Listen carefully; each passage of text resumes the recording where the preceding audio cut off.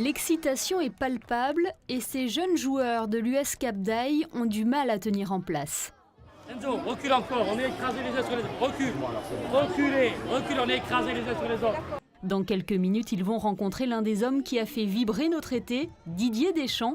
Le sélectionneur de l'équipe de France a accepté de donner son nom au stade de Cap d'Aille.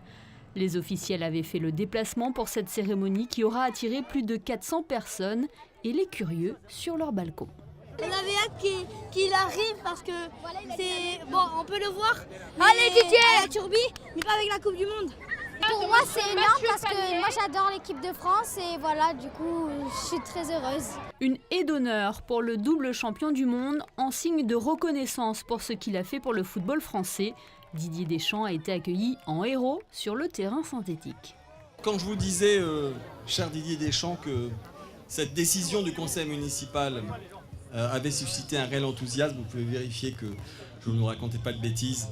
C'est effectivement un jour très important pour nous à Cap d'Aille, un honneur, une grande fierté, un grand bonheur de vous accueillir aujourd'hui.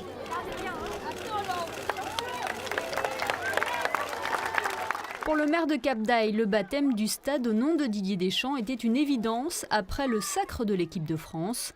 Il rend hommage à un homme qui a inscrit son nom dans l'histoire, l'une des 3 personnalités au monde à avoir remporté la Coupe du Monde en tant que joueur et entraîneur.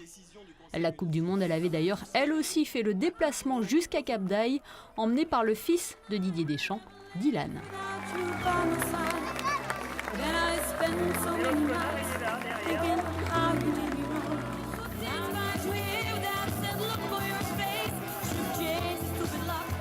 Dans son discours, Didier Deschamps a tenu à souligner les valeurs du football amateur et saluer le travail des éducateurs. Comme je vous l'ai dit tout à l'heure, par rapport à tous ces jeunes footballeurs qui sont là et qui viendront s'amuser entre eux, découvrir le football, découvrir les valeurs de la vie aussi. Donc voilà, le fait d'avoir mon nom avec cette plaque, c'est comme si je leur faisais un petit clin d'œil à chaque fois qu'ils viendront là. Donc évidemment beaucoup d'émotion, de fierté d'avoir mon nom associé à ce stade où j'ai déjà, moi, il y a quelques années aussi, pu y jouer. Donc je le connais bien et ça rend encore ce moment plus passionnant. Je trouve ça une merveilleuse idée et un très bel hommage pour Didier, pour tout ce qu'il a accompli, tout ce qu'il a pu faire au cours de sa carrière.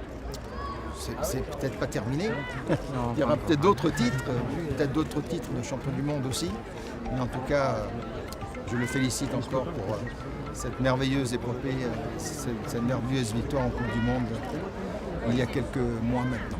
Impossible de partir sans sa photo avec le sélectionneur de l'équipe de France et la Coupe du Monde. Et un petit clin d'œil à l'un des Bleus. Ces jeunes qui n'ont pas connu l'épopée de 98 savourent ce moment. Je suis trop content. Et toi, qu'est-ce que tu ressens? Moi je suis très content d'avoir vu Didier Deschamps, c'est la première fois. Et je souhaite que la France elle gagne encore une étoile. Lui, en revanche, a bien connu l'obtention de la première étoile. Il est d'ailleurs venu avec Footix, la mascotte de France 98. Raphaël vit à Cap d'Aille et est un grand passionné de foot. Il ne pouvait manquer ce moment. Je lui ai juste eu le temps de lui dire merci. Merci comme j'ai pu le crier à la fin parce que c'est sorti du cœur. J'ai encore l'émotion là parce que j'ai trouvé que tout le monde était tétanisé par le bonheur que ça procure.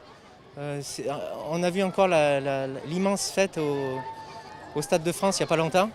C'était très réussi. Et à côté, un calme ici qui contraste, mais à la fois, ça montre qu'il y a énormément de respect pour lui et pour ce qu'il a fait pour tous ses joueurs. Ouais. Didier Deschamps donne donc son nom au stade de la commune qu'il a accueilli en tant que résident il y a 17 ans. Il s'agit du 2e établissement en France à porter son nom après Bayonne, la ville de naissance de l'ancien entraîneur de l'AS Monaco.